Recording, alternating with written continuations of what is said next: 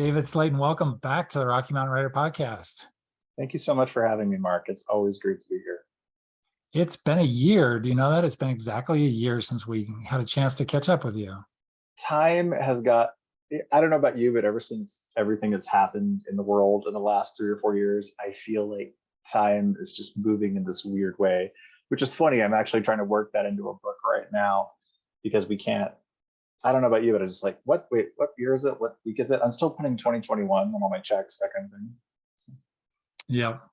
I have more trouble with the days of the week than I do the years, but 2023 is coming, and that's just a hard number to wrap my head around. So, yeah, who knows? All right. So before we really dive in on all the many, many projects you've got going, we need a little tour of this room and tell us about the moon and who painted the wall and is that a closet back there? It is. Okay. Oh, wow. Okay. So someday I'll try to give you, maybe by next time we talk, I'll have a much bigger tour for you. So this is my writing room, our / office. I do my day job working here as well. The moon, which is what people notice most, is actually a mask. I picked that up in Rome, in Italy, on one of my trips. Wow. I was walking around with my friend and I saw this amazing mask, but it was gold, and I don't do gold. And it's like, if only they had that in silver. And we had gotten miles at this point from the hotel, and I found it in silver in a shop by the Castle of Angels and said, okay, I got to buy that. Now, it didn't fit in a carry-on. It didn't fit in a suitcase. So I had to sneak it on the plane and as an item. And since I had a window seat, I tucked it in between the seat and the window, the wall, and like used my coat to hide it because I didn't want them to put it above, right? It would have gotten smashed. It's pretty delicate. It's just paper mache and paint. Oh, wow. Wow.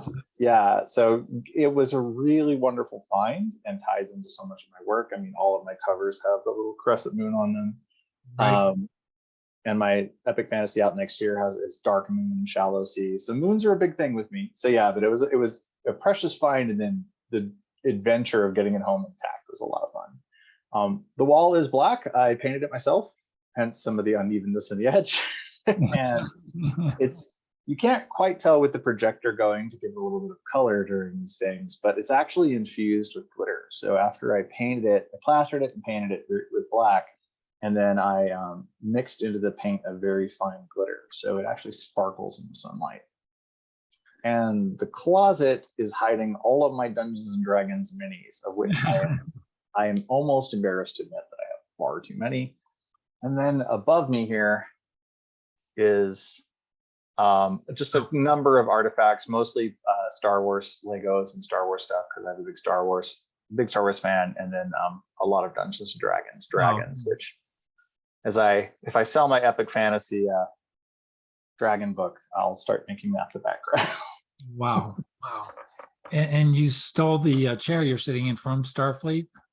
No, it's a gamer chair, but again, huge nerd. So I was like, I want something that looks like it belongs in a spaceship. But since I do spend all my work day and both my jobs in a chair, I wanted something that's pretty comfortable. So these DX Racer chairs they're actually race car chairs. So they're pretty good if you have to sit quite a bit, and they're good back support. That's great. Okay, last question about the whole setup here, the t-shirt. T-Turtle is kind of my unofficial geek uniform, and I'm always looking for stuff that fits the theme of my books. So I wanted something very Halloween-y. This one's perfect for Vic. It's got the skull with the black roses. And I have a bunch. So if you see me at any kind of convention like Fan Expo, or I'll be at New York Comic Con next month, I'm always wearing a T-Turtle, geeky T-Turtle, or something geeky and like a cool phrase. And then I generally have a suit coat over it too. Wow. Well, for those who are listening to the audio version of the podcast, you're gonna have to head to YouTube for this colorful segment here. There's no way to really describe it. You just need to go see it. So please do that. But we have so much to cover, so much ground to cover. I'm just laughing because I usually have so much more going on. We just repainted, and so there's usually like pumpkins and all kinds of other lights and things, but we just had a major remodeling project begin. So this is minimal for me. All right, noted. Well, I feel like this whole chat, however long it's going to be, is going to be a lightning round because we have so much room, so much ground to cover. But let's start off with what is the new impending or pending news, I guess, with the launch of the third book in your series, Deadbeat Druid, just a few weeks away, mid-October, I believe. Yeah, so the third book in the Adam Binder series, Deadbeat Druid, and you can see she's the biggest of the bunch yet, comes out October 19th from Blackstone. The audio is being recorded right now. They're almost done. My narrator, Michael David Axtell, I always get it backwards, sorry, and his wife, Meredith Lustig, is the producer. So they are almost done recording. And I should get samples any day. I'm very excited. And I'm excited that we got Michael back and Meredith to do it again, because he does such a great job and he's really learned characters. So by the third book, he really knows his stuff. But yeah, Deadbeat Druid's the conclusion of the series for now, unless we get some more. I hope we sell enough that I get to write more books, but I do promise no cliffhangers or major dangling threads. The story does get wrapped up here, but I certainly know how book 4 starts and what the next arc will be if I get the chance to write more in the series for Blackstone. Wow. And if I remember correctly, we talked about the last time we talked, there's various planes going on here, and Deadbeat Druid was the one that was going to take us underground. This is the road trip to the underworld. I'm kind of glad I only saw Hadestown like a few weeks ago, because otherwise like it might have influenced it too much. This is a little bit of a spoiler. The end of Trailer Park Trickster, book 2, our guys, Adam and Vic, were separated and Vic was lost. And we don't know what happened to him, or Adam did not. And then at the beginning of Druid, he finds out that Vic has landed in an underworld. And the only way to get him back is to take a road trip there and find him. So Adam journeys into the underworld. So we have split point of view again, this time between Adam and Vic, much like book 2. And of course, there are other forces at work. There are other people and entities who want things, because there always are in these worlds. And Adam is tasked with not just bringing back Vic, but bringing back someone else who should not be down there. And it's the whole mystery of who she is and why she's got to be pulled out. And of course, Adam doesn't go alone. He does have some backup. He has allies and friends now, and some of them risk their own survival in order to help him and come along to find Vic. And for those who don't have the basic setup of the whole series, just orient us in that world. Give us the, of course, everybody should be aware of what's happening in your trilogy, but perhaps there's somebody out there who doesn't know the whole basic structure and the whole basic idea. Sure, and I know there are plenty of readers who won't start a series until it's finished, right? Until they have the whole arc to go through. Right.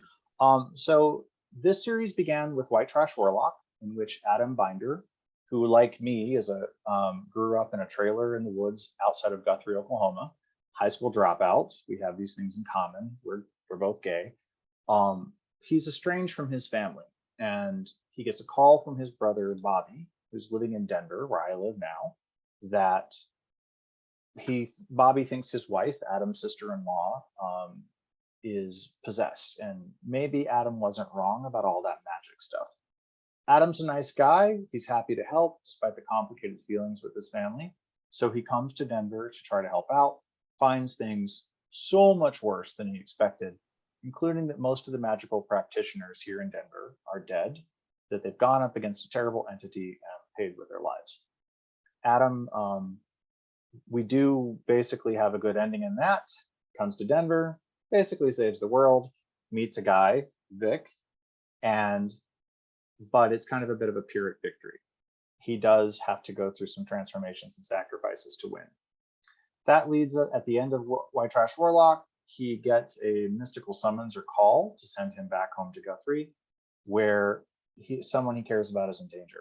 So Adam, again, being very reactive and caring, jumps in the car, heads for Guthrie, doesn't tell anybody, including Vic, despite the fact that they've started this relationship. So Vic chases after him, and unfortunately his road trip to Oklahoma is hijacked by Argent, the Elven Queen of Swords, who is a fan favorite character who loves to steal cars. And when you take a road trip with Argent, you take shortcuts through through the other worlds, through spirit worlds, which means that things on Vic's road trip go really off the rails quickly. The end of Trickster, we had a true cliffhanger where Vic was lost essentially, and we finally figured out who the big bad was, the Dark Druid that Adam's been hunting the whole series, and Deadbeat Druid will conclude this story arc. But what I call the death arc, because death and the theme of death, and as a character, her involvement is also a big part of this arc. Yeah, yeah. Wow. Well, you've got a number of events coming up to promote Deadbeat Druid. Is there any one or two you want to mention right here while we've got people's attention focused on this, and before we get to all the fantastic other news we've got going? Oh man, I have so many great events coming up. The easiest thing to do is go to David R. Slayton. Don't forget the R. David R. Slayton, davidslayton.com, and just click on the appearances tab there. It's got everything I'm doing, whether it's virtual or in person. But I will be heading to Houston, Texas to appear at the Buy the Book bookstore. I'll be going to New York Comic Con, which is really exciting. Blackstone, the publisher, is bringing me out for that Saturday. Those are kind of, and then I'll be at multiple Barnes and Nobles, including one in Metairie, Louisiana, around Halloween. And then I have multiple Barnes and Noble and Tatter Cover Book Bar independent bookstores around the Denver, Colorado Springs area in October and November too. So yeah, if you're looking to find me, definitely just go to my website, davidslayton.com, click on appearances. And this is pretty cool. I just found out today, I've got a virtual appearance with Mysterious Galaxy on October the 20th, the day after Druid releases, and I get to be in conversation with Sean David Hutchinson, who's an author I have long admired, huge fan of his work. Has done some just amazing, incredible, groundbreaking stuff in YA with gay characters and different conversations over the years. I'm gonna probably spend the entire event just squeeing inside, but that'll be virtual with Mysterious Galaxy on the 20th. And again, the link for all that's on my site on the appearances tab. Are you interviewing him or is he interviewing you? I think it's going to be a panel where someone for the bookstore is going to talk to both of us. Gotcha. And do you enjoy these, obviously, if you're signed up for so many of these gigs?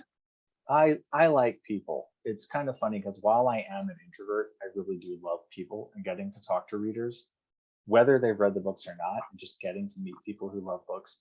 It is pretty energizing. And then the introvert part comes in, that when I get done with it and go back to my hotel, then I just completely shut down. Yeah. How about all that travel in this day and age? Well, I'm a software consultant in my day job, so I'm pretty used to having to bounce city to city, but I am rusty, as many of us are. So I will be masking up for the planes. And luckily, they're all, except for the New York one, they're all pretty short hops around, like Denver to Houston, Denver to Metairie. That's not too bad. But yeah. I'm a little nervous traveling this much again, but I'm also kind of excited. I've missed it. Yep. All right, so Deadbeat Druid comes out October 19th, and we're waiting to see what's going to happen with that series, if those characters will come back. And Blackstone Audio has been doing those books, and obviously you've had a great relationship with them, and they've done well by you. They're incredible. I cannot say how fortunate I am to get to work with Blackstone, and how grateful I am to my marketing team, to my editorial team. The amount of support that they've given my work, the amount of excitement they have for my work. I got an email from the president of the company the other day because he saw the presentation video I did for their big editorial and company meeting on my epic fantasy for next year. He wrote me personally to talk about that. And that's just, wow. Yeah. It's just such a feeling. But they've been amazing and incredible partners for my work. That's great. All right, so what should we talk about next? The translations? Oh yeah, so the Adam series has been sold to France. I'm going to butcher it. My French is appalling. I believe it's Braglione, but they are being translated, and White Trash Warlock will be out in French through them in their distribution in January, and then Trickster I think is May, and Druid is June. So a couple months in between each book. And they'll start hitting the French market in January. Any idea why France in particular? Is there some special, does France have a special affection for this type of story? This publisher has done a lot of amazing work with Blackstone, and they've been picking up just a lot of really great titles lately and translating them. They're one of the really big French publishers. Also, the French market, it extends far beyond France. There's many countries in Africa that were colonized that still have French as a dominant language, or at least a very strongly present language. And there are still plenty of Asian countries where French is very common. So I'm excited. It's a chance to reach a whole new group of readers, especially accessibility is really, really important to me, which is why I got so excited when Blackstone put out the large printed editions of my books, which are now available too, and when having an audiobook. So having more languages, more formats, just means that more readers can find it and access it in the way that's best for them, in the language they prefer, or in the format that they prefer. Fantastic. That's great. Excellent. All right. So what's next then? Should we talk about the epic fantasy that'll be out next year? Sure. So, and if we want to talk a little bit about how the publishing journey for this worked at some point, that would be a really good conversation for us to have. I know Rocky Mountain Fiction Writers is, an organization for writers, both aspiring and established. And the journey for Dark Moon Shallow Sea, my epic fantasy, it's been a weird winding road. So let's hear it. I started out writing epic fantasy. So long before I ever conceived of Adam and White Trash Warlock, I was writing epic fantasies. And I'd written about 3 at that point. And somewhere along the way, one of them got me an agent, even got me a contract, but then that publisher had some problems, so we had to pull it. But epic fantasy is my first love. So don't tell the Adam series, but Dark Moon Shallow Sea is the book of my heart. And I'm really excited to see people finally get to read this. I got to partner with Jake Shandy, who's done some incredible fan art for me. That's how I met him, as he started doing fan art of the Adam characters. And then I commissioned a few postcards and character cards. And if you see me at events and cons, I'm always giving out packs of character cards, and Jake's that I've commissioned are in there, as well as others that I've commissioned. But I commissioned him to do the map for Dark Moon Shallow Sea, so it'll be included in the book. I'm also going to have it printed up poster size, hopefully etched onto vinyl and for the wall. So you'll get to see the world. I've already had a puzzle made of it. So for promo, I'll start assembling little pieces of the puzzle and show you, and then do posts about this part of the world or that. And you can just hear my excitement, geeking out about my world and about getting to tell you all these little corners of this place that I created and have tweaked over the years. The easy way to understand Dark Moon Shallow Sea is it's an original world, but it has a strong kind of Mediterranean influence. Since one of my degrees is history, and I really focused on medieval and classical, and this book interfaces that a lot. So you'll feel that classical influence. But essentially, the Knights of the Sun killed the moon. And when the moon goddess died, the moon went out. It stopped the tides, mostly, because the sun does a little bit there. And it darkened the night sky. But most importantly, without the moon, there's no door to the underworld for the ghosts of the dead. So Wraith, the main character, is her last worshiper, worshiping his dead goddess in misery. He's the one that got away, as it were. They didn't manage to catch him as a heretic. But the world is slowly drowning in ghosts. And every night they rise like a mist. And again, it takes that very Greco-Roman idea that they're hungry shades. And if you're walking the streets at night, there's any kind of mist, you just scratch yourself, even a drop of blood, the ghost will come for you and drain you dry. So Wraith wants revenge on the Knights of the Sun who killed his goddess. He breaks into their temple because he hears they've hidden something away. He thinks, it'll be it's a coffin. Maybe there'll be some like gold, maybe some jewelry, something he can take. A little bit of payback. Instead, he finds another living young man, Kinos, sleeping inside. And the mystery of why Kinos is in that box, why he's in that place, Rafe just becomes very quickly obsessed with it and has to solve it. Because he thinks maybe, just maybe, it's the key to bringing back the moon. But if he can't solve it, if he's wrong, or things go awry, or the Knights catch him, then the world will drown in ghosts. Wow. And this has been germinating for quite a while. you can hear how Yeah. much Yeah. Yeah. I have a whole world in my head about this and these characters. This is the book that I wrote and rewrote and rewrote. And what happened was I was trying essentially to run before I could crawl, which I think a lot of us do, especially fantasy writers. We love those big books and we love those massive themes and high stakes. But I really wasn't up to the task. And over the years, what happened was I kept coming back to this book because I saw, okay, these characters are great. There's a good plot here somewhere if I can chisel off all the junk. And I love the mythology of it. I love these characters. I love the world I'd created. And I kept refining it and touching it up. But eventually I reached a point with this book where I had rewritten it and edited it so much. And then I had input from 2 agents, input from all these editors, that some freelance, some professional in Trad5. I finally just said, you know what, this isn't going to work. It's like painting old wood where you have too many layers, you can no longer see the grain. So I just went into the book and I just ripped out the skeleton. I said, okay, give me the plot, give me the characters. And I threw out everything else. Wow. Throughout all the old writing, and I sat down, I carefully outlined using that skeleton. This is the plot. Okay, here's some things, take those out. Here's a couple characters, take those out. And then I sat down and said, all right, now I've got a good, clean outline. Because I kept hanging, when they say kill your darlings, they're talking about, that can mean multiple things in writing advice.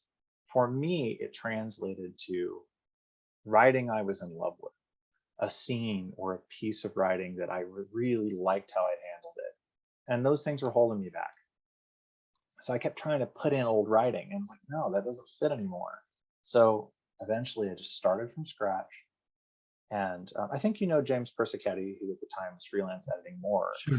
He ran an edit on it before I started over.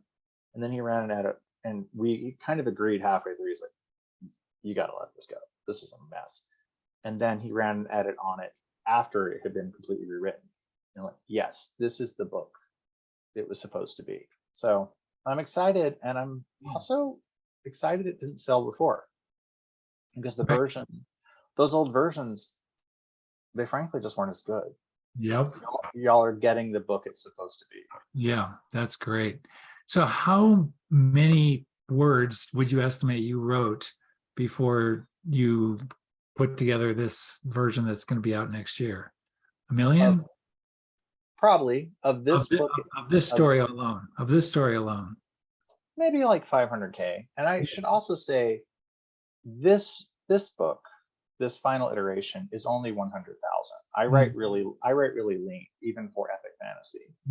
So it only is 100,000 words long. I like tight. I don't like too much world building or digressions into this or that. I really like a tight fantasy I can read in a couple of sittings.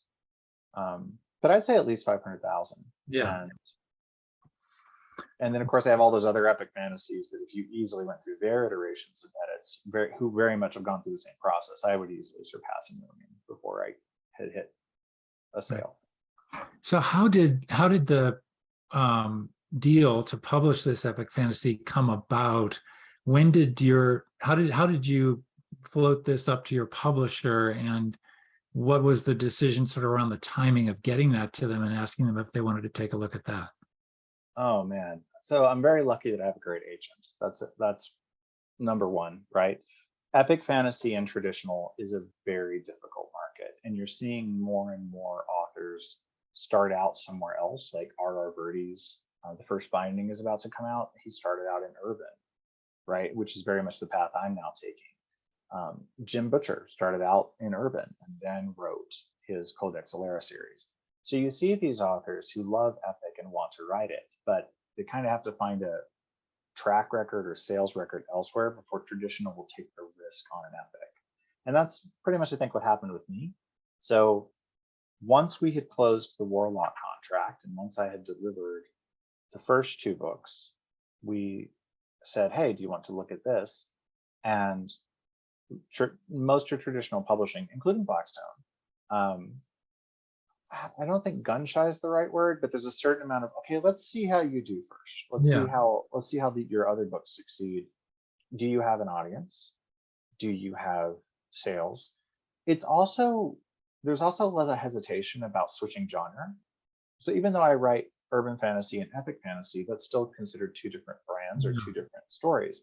But one of the things I had to convince people that I've always been very vocal about is I am not an urban fantasy author. I am not an epic fantasy author. I'm not a mystery writer because I have a mystery short story coming out. I even have a rom-com coming out soon. What I am is I am a writer who writes books with gay characters that are not about being gay. The genre is really not relevant in many ways. That's what so many of my readers resonate with and want, is they want to read a book that has a gay character as the main, but it's not a coming out story or about AIDS or gay trauma or any of those things. It's generally secondary to the character's identity. I compare it a lot to my eye color. I don't think about the fact that I have blue eyes 200 times a day, just like I don't think about the fact that I'm gay 200 times a day. And that's very true of these worlds. The big thing with Dark Moon Shallow Sea is I got to create a world where I don't even have to address it. I had to address it in Adam's series because he comes from rural Oklahoma like I do. It certainly was a big factor growing up in how I was treated and how I interacted with people. But for Rafe in Dark Moon Shallow Sea, his world doesn't care who you love. They don't care what race you are. They don't care if you're a man or a woman and what job you have. They don't have sexism, homophobia, racism. They just don't. But what God you worship, that's going to get you in trouble. Gotcha. And is Dark Moon, is that a standalone or is this the beginning of something? Well, you asked about the whole how it came about, and this circles back well, right? So, I was already on the hook for 3 books with Blackstone, and I'm incredibly grateful to have taken this chance. And they came back and said, all right, what else do you have? We said we have this epic fantasy, and then I have a spinoff to the Adam series called Rogue Community College that will be out in October 2024. So it's nice. I have all these little things happening. But because they went ahead and said, all right, we're going to take Rogue Community College and Dark Moon Shallow Sea, we only want the first book in each of those series. So I had originally hoped that Dark Moon would at least be a duology. The series is Gods of Night and Day. And there is Rafe, the last worshiper of the night. But we also have the other point of view is by Seth, who is a knight of the sun. I was kind of hoping to pin those together in a nice little duology, very much like what Carol Bird's done in recent years with her incredible stuff. And they said, well, we're going to take the first book. So I just kind of went in and gently edited out I don't want to leave readers hanging if I'm not guaranteed. I think the worst thing in the world is to give you a cliffhanger of some kind and then not be able to give you the follow through. I hate that when television shows get canceled that way. So right now it's designed to be a standalone, but if it does well and people show that they want more of it and I can sell another one, I can certainly make it a duology or a trilogy. Wow. So is Dark Moon Shallow Sea, is that, where are we in the stage of getting that ready? It'll be out in a year. Is it in developmental edits now? Is it further along than that? It starts final edits or developmental edits on November 1st, and we're hoping to have it done by the end of the year. And then there might be line edits and all that, and arcs will begin. Then this is where you're at when you have multiple things happening. I'm promoting Deadbeat Druid, which comes out in less than a month. I'm gearing up mentally for the edits on Dark Moon Shallow Sea because it is epic. It is longer than the Adam books, and it's a whole different mental gear. And I'm trying to finish Rogue Community College, which is due by Halloween, and it will be published in 2024. I've already kind of had to push my deadline a little bit. I'm hoping I don't have to push again. So that's one thing that Gail Carragher had mentioned that I'm learning is very true. People will be asking me, what's Deadbeat Druid about? And my brain has to stop thinking about Rogue Community College and like, okay, what is, and there's also Rogue Community College as a spinoff uses characters from the Adam series, which means I cannot give you spoilers because I really want to talk to you about Rogue Community College because that's what I'm very much into writing right now. And I'm really excited about these characters. But since events in Druid really play into RCC, until people have read Druid, gotta keep my mouth shut. And that's the rom-com, Rogue Community College. No, it's a spinoff from Adam. It's another urban fantasy. I'm sorry. The rom-com is by a completely different publisher, Crazy Maple Studios. They released an ebook form on an app, and then about 6 months to a year later, they release it in paper and audio and stuff like that in ebook. That's called To Catch a Geek, and it was just something very fun and different to write. I get to work with an editor. We've known each other for years, and she called my agent up and said, "Hey, what does David have that I might like?" And I have a whole catalog of things, as you know, at this point in my backlog. And so we got her on a call, and I just said, "Let me just read you through pitches. I have this, I have this, I have this." And then she hit the rom-com pitch and said, "I want that." So we wrote up a proposal, sent it over, and they bought it. But I sold it on proposal, much like I sold Rogue Community College, which means, I only have 3 chapters. Yeah. I'm not complaining. I'm incredibly grateful, but it will mean that I'll essentially have written 2 books this year, and really 2.5. So. And when does that come out? Probably late 2023, maybe early 2024. We're still going through edits. I had to learn a whole new genre, and romance, while I always have love stories, it's not my first thing. I'm not as well trained to it. So it's also because of that app format, the chapters are only 1,000 words long. And sometimes they can go up to like 1,400, 1,500, but it's a completely different format, and as well as a completely different genre. So edits have been pretty intense. It's a very fun book. I hope it makes people laugh. It incorporates all my love of all things sci-fi. Again, the pose. And it's about a canceled TV series that Hunter is the king of the nerds, and he really wants to reboot this series. He has a podcast all about it. But the rights to the series are owned by the series creator, who has passed away, and the rights have passed to his son, Cameron. And Cameron, who was in the show as a kid, has always just wanted to escape this thing, Space Rangers. He just doesn't want anything to do with it. So it's a grumpy sunshine, if you know romance tropes. And Hunter has to convince Cameron to give up the rights. And of course, there's backstory and mishaps. And I got to write some just ridiculous comedic scenes that I'm very happy with. That's great. Wow, David, you sound just so, your plate is full. You really, if another project came along right now, that might be the last mint that would burst everything, maybe. There's a whole list of post-its. You can't read, thankfully, because some of them are top secret. Yeah. That's the list of things to work on next. And Wow. my wait, one of them fell off. Shoot. And my agent's like, "I really want that proposal for it." I'm like, you can't have anything until December. I love you, but you got to calm down. Are you at a point where you could consider dropping the day job? No. And this is something every aspiring writer, and really most readers should know, is most of us are small businesses. This is my passion, and I hope that comes through in the way that I talk about it. But even if you took all of my advances, and again, I have no complaints about my advances or what I've made on my books. I'm doing very well considering the current traditional market at the moment. It's still not enough to say pay off my house or build up any kind of security. So I'm probably, and I like my day job. I'm grateful to that too, because a lot of people don't. But it's still about 5 years out. And it's kind of like stepping stones in the causeway.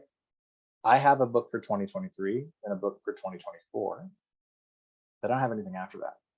So one of the reasons for the post-its for my agent looking for that next proposal is we're trying to find what's the 2025 book, what's the 2026 book.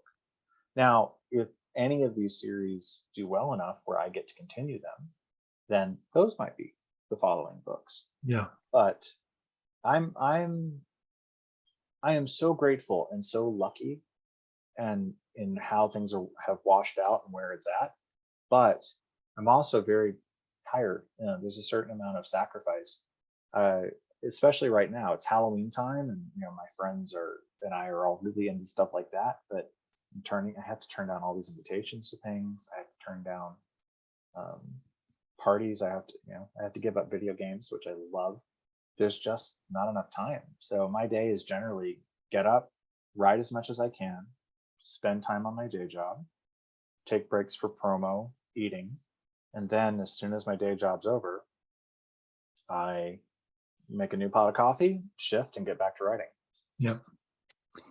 Well, one thing you've probably learned, and I want to ask you about, is just looking back.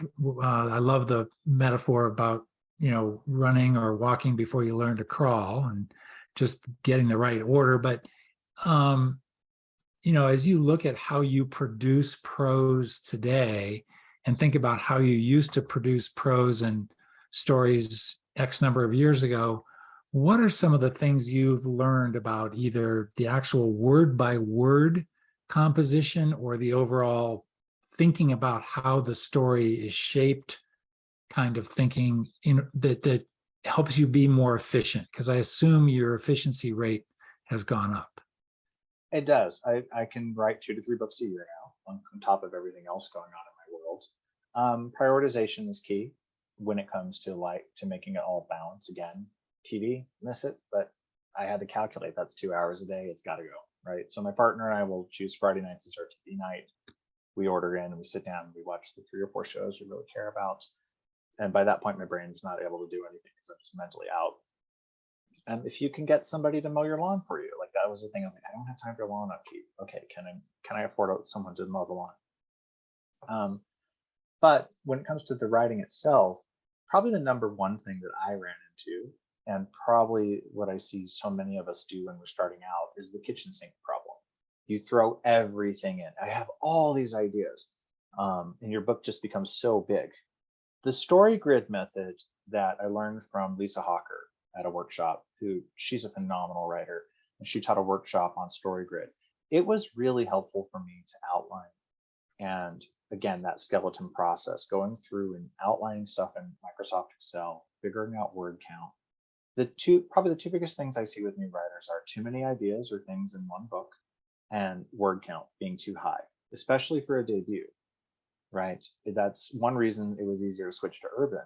Is Warlock is around 82,000. Dark Moon is now 100K, but in its original iterations, it was landing around 130.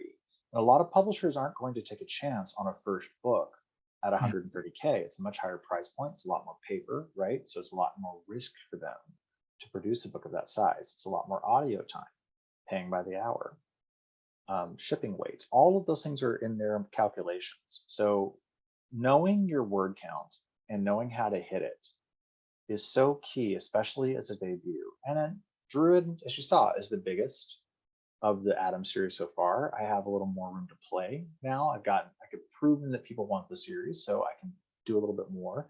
And you see that with a lot of authors. The comparison I love to make is Brandon Sanderson or George R.R. Martin. People try to write Game of Thrones, but Martin was, doing the math, he was about 35 years into his career when he wrote Song of Ice and Fire, or when he started writing it. I don't know if he'll ever finish at this point. Yeah. But Brandon Sanderson's Elantris. When you're trying to emulate how to form your career, you don't want to be looking at what Sanderson's doing now. You can look at Mistborn, but really you should be looking at Elantris, his first published book. Look at first books. You want to keep your word count tight and inside the acceptable margins for your genre. If you're a little bit under, that's going to make them love you. Then the biggest other thing is, don't throw every idea in. There will be other books. You will have other books, even if it's in the same series. A good example is there's 2 flashback chapters that were originally in Warlock that my editor, Marco, said, you know what, these are just killing your pace. I don't like these. They're dragging the book. Take them out.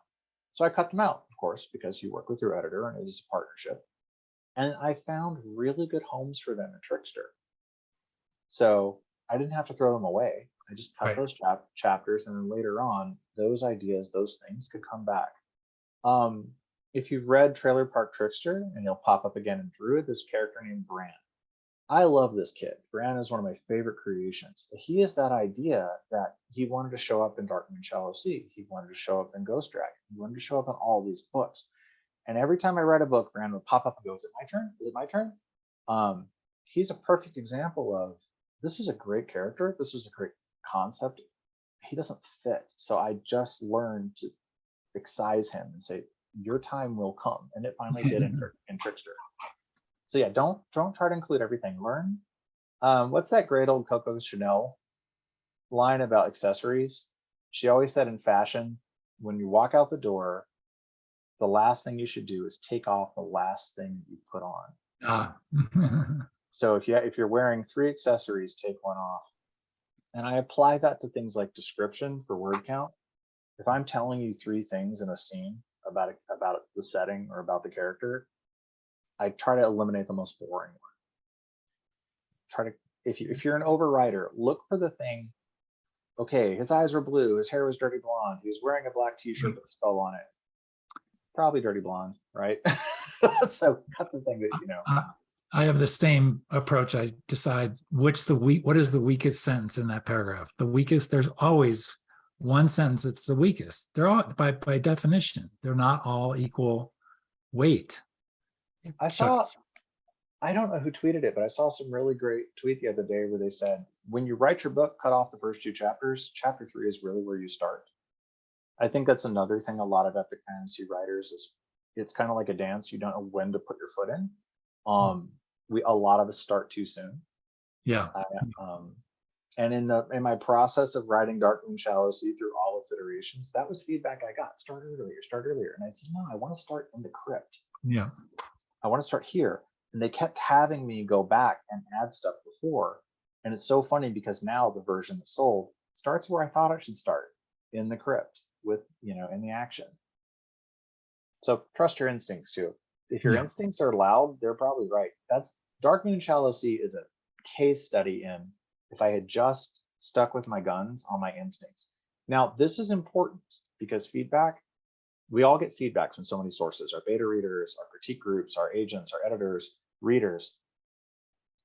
If someone tells you there's a problem anywhere along the chain, someone that you trust, again, your agent and editor, listen to them. Do not ignore it. Don't be like, this is my book. This is the only way. Don't do that. Absolutely do not do that. You want to take feedback. However, you don't have to take their solution. If they tell you there's a problem, this scene's not working, this chapter's not working, this character's not quite working, here's what you should do. Just take the first half. Okay, this isn't working. Do I cut it? That's usually the easiest answer. Kind of just delete this. Or can I rework it and make it? But then they'll say, this is what you should do. I always tune that part out. Don't give me the solution, just give me the problem, because they're going to tell me something that's not going to work with my instincts. Excellent. Wow, great insights from a guy who is very quickly building quite a list of great credits and titles to your name. So thank you, David, for this. This has been fantastic. As we always do, and I didn't remind you of this, but our wrap-up question is always to recommend a book or a writer, something you consumed recently or something way from your past, something that's an important book that you'd like to recommend people get their hands on and devour as a way of kind of paying it forward. I really want to encourage listeners and viewers to read stuff that's not on the list, right? One of the things that I run into so much is, when I look at TikToks, for example, oh, everybody should read this book. I'm like, it's a bestseller. People know about that. And if that's what gets you excited, that's totally cool. I don't want to shut you down. But try to explore the unvisited corners of the shelf. I think about like my friend Helen Corcoran, whose book Queen of Corning Whispers came out in the pandemic. It's such an amazing gem of sapphic YA fantasy, but nobody's ever heard of it, right? Because she came out a few months before I did. She debuted, and it, no pun was intended, to come out. And, but it didn't quite, I think, get the traction it did because of when it debuted, and it didn't hit any lists since people don't know about it. So when I see people celebrating books and talking about them, oh, these are the books you should read. It's like, man, it's always the same authors. It's usually the same guys or the same things. Try to visit those. Look for the gems. Look for the things that are not as popular or as known. And this is where indie books really come in to play, is you can find some incredible self-published stuff that is just of the same quality and doesn't have to be from a trad publisher. I'm trying to think of the last thing that really blew my mind, and I haven't been reading a lot, to be honest. So I That's don't okay. know. Katie Edwards, I was lucky enough to blurb his book, The Hourglass Throne, and phenomenal. He just keeps getting better and better, and good stuff. Urban fantasy, darker than mine, a lot more like an action movie than mine. I think I might have mentioned it before, just because I stick with this stuff all the time. And yeah, but as you're looking for books to talk about and to promote and to discuss with people, try to look for the stuff that isn't a New York Times bestseller. There's so much out there. Those guys have. If you're on the New York Times list, good for you. I hope to join you soon. Don't get me wrong. There's no shade being thrown here, but that means that publisher has put a lot of marketing money into it. That author and that book, they've got what they need. They don't need any more help. And if you're just celebrating it, totally cool. Not here to knock that, but there's so much good stuff that falls by the wayside because people just don't know about it. Yep. Excellent advice, David. Thank you. David R. Slayton, and I'm emphasizing the R, David R. Slayton. Go to davidslayton.com for all his upcoming appearances, which are manifold. Thank you so much for your time today, and happy travels. Thank you, Mark. Thanks for having me again.